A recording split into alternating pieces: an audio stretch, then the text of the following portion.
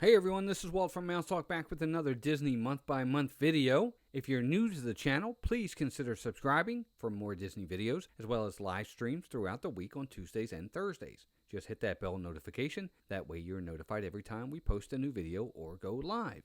You can also follow us on Facebook, Twitter, and Instagram. If you'd like to help support our channel and help us make our videos better with even better content, there is a link in the description below to do so. Any support given is never required, but always much appreciated.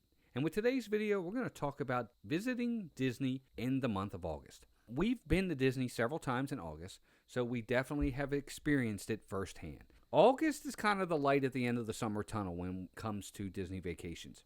It's the end of the summer, a lot of families, last chance for them to go on vacation.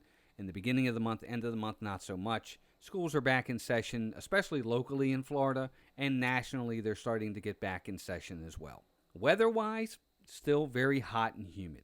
Average high temperature is 91 degrees with a low of 75. The days are still very hot, very humid, with very little comfortable weather to look forward to, including the mornings and the evenings. Of course, August is hurricane season as well in Florida, so be sure to look at the forecast for any possible pending storms that could affect your vacation. Trip insurance probably isn't a bad idea if August is your vacation month. Disney very rarely closes for the weather, but it has happened. Also, be sure to pack accordingly for the weather. Shorts, t-shirts, ponchos, umbrellas, and of course sunscreen, just to name a few. And as we've stated in previous videos, be sure to stay hydrated. Drink plenty of water. Take breaks from the sun and the heat by going into the stores, seeing some of the shows. Take advantage of that air conditioning. Also, take the afternoon break back at your resort. Enjoy the pool for a little while. Take an afternoon nap. Come back to the parks later in the day when the sun's gone down and the temperatures have decreased. It's a better time to tackle the parks. Same thing early in the mornings. If you can get there early in the mornings when the crowds are still kind of low and the temperatures are still a little bit low, also a good time to tackle the parks. As for crowds, August really is kind of hit or miss when it comes to crowds. The end of the month really is a great time to visit because, like we've said, many of the local schools are back in session and the majority of the country are either getting ready to go back to school or have gone back as well. So the crowds can be lower and makes for a fun trip. Now, the beginning of the month is a little more tricky.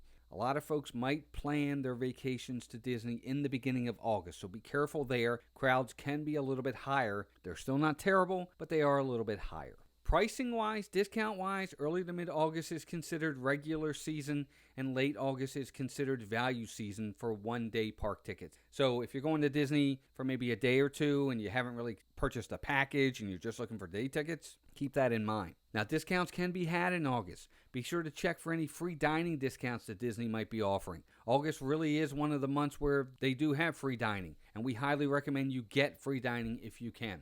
Early in the month can also be a money saver with possible room-only discounts as well. Make sure you check with your travel agent or Disney about that. Annual pass holders and Florida residents, you're not excluded either. There are even better offers as well for you guys. Holiday-wise, this is probably the only month where there's really no major holiday to worry about when it comes to crowd levels being affected. Probably one of the only months out there where this won't be an issue. Refurbishments and closings, refurbishments are minimal in August. The real issue will be more about construction and any upcoming projects or reimagining. Some rides can be affected by expansion or reimagining. Be sure to check the refurbishment closings calendar to help plan your day accordingly. As for the parks themselves, the parks usually will close by 10 p.m. in August, with a few exceptions for extra magic hours. Animal Kingdom may stay open a tad bit later due to the fact Pandora is still considered relatively new. Other than that, most of the parks are going to close by 10 p.m. The extra magic hours where they would stay open until 2 or 3 a.m., they don't really do that anymore, unfortunately, so those are kind of long gone.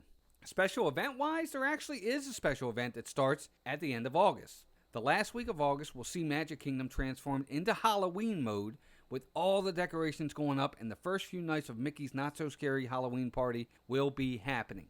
These first few parties, other than the very first one, the ones that are right after that in August tend to not sell out as people are just not in the Halloween spirit just yet. So it could be a good idea to take advantage of the possible lower crowds for those parties, because those are great parties and we do highly recommend them. But overall, August, it's a lot like July due to the weather and the possibility of major storms.